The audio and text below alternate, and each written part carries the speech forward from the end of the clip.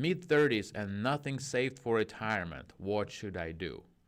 It is very funny when I talk to some young people like 20s. I used to have coworkers that I worked with, and we talked. Our company had 401k with a match, and I was like, do that, free money, and you're making $12 an hour. That 6% we were investing, it's not gonna be a big difference. You're not gonna notice. You're not gonna be like, not gonna be half of your income.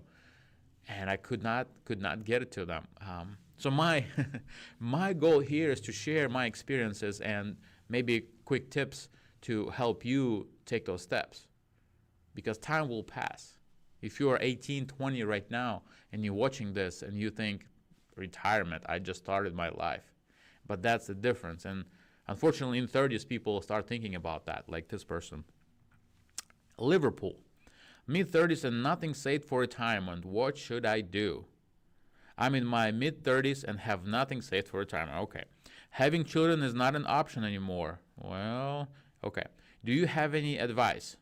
Thankfully, no debt, and I'm thinking about trying to get a state job with a pension. Thank you. Okay. So, arguably, pension with a state job is good. Okay.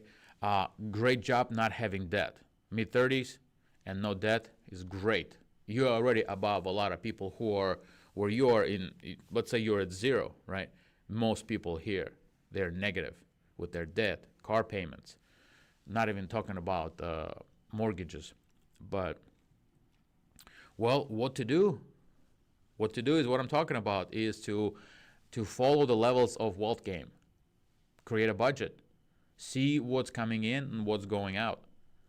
Then you will know, okay, this is how much I have that margin that I can do something with, okay? Because that's the only thing you can use to build that net worth to put money into retirement, okay? So when you go to those steps, you have no debt. So next step would be, budgeting, of course. No kids, don't need life insurance, don't need to protect your income.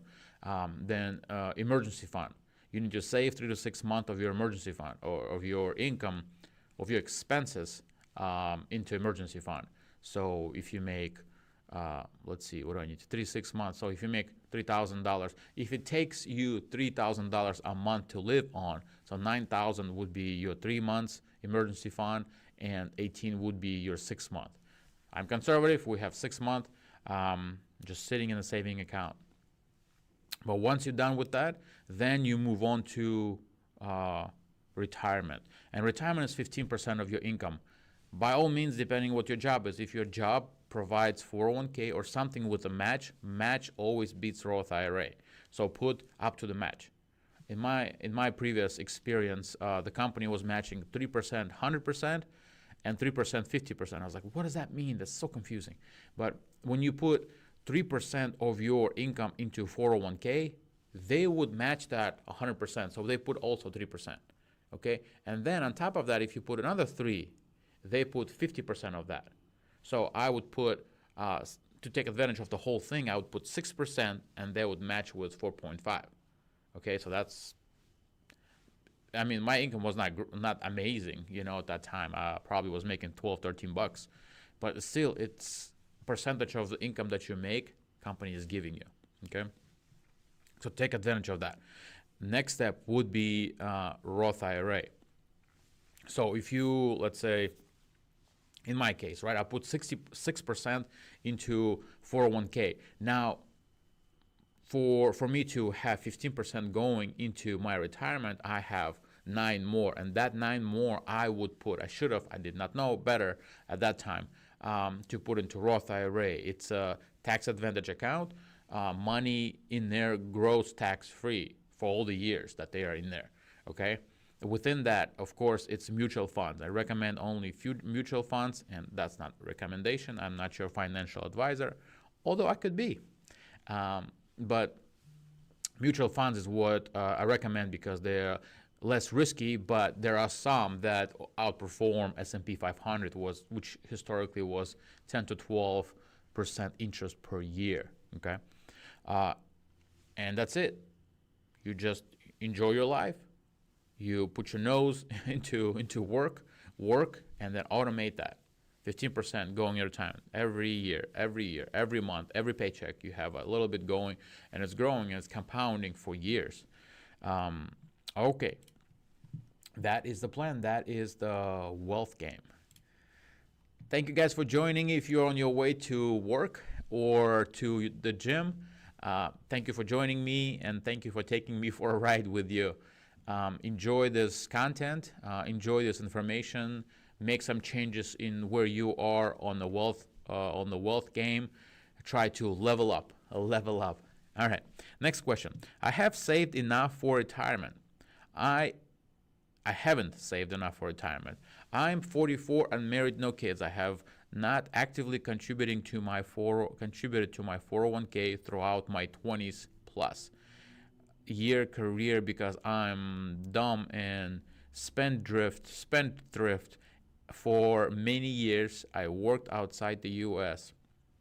I have 68k in my 401k, 26,000 in a brokerage account, and 11,000 in savings. I own a condo and have 10 years left on the mortgage. Mortgage payment is $3,500 per month. Holy moly! I don't know where you live, but that's a lot of money. Our mortgage is a third of that. I can start putting a few $1,000s a month towards savings. Next month, I will make my 2025 IRA contribution for the year. What are some recommendations for what I can do thereafter to help me catch up on retirement planning? Thank you. Okay, a couple things going on here. Remember that $68,000 invested in mutual funds that on a low end bring 10% will double on average every 7 years. Okay, so $68,000 would be almost $140,000 in 7 years. So she would be 51. Okay, at 58, it will double again. So it's gonna be 280. Okay, and then at 60, what is it? We'll just say 75. At 75 will double again. What was it? 280. So it's gonna be $560,000, and that's how money compounds. And that's why I say invest steady, compound your interest. That's without compounding. Well, that's with compounding. I'm sorry.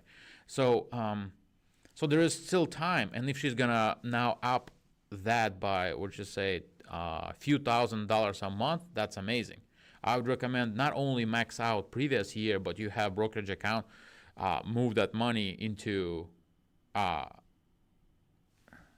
you'll have to pay taxes on that, which you put there already. On the growth, you will have to.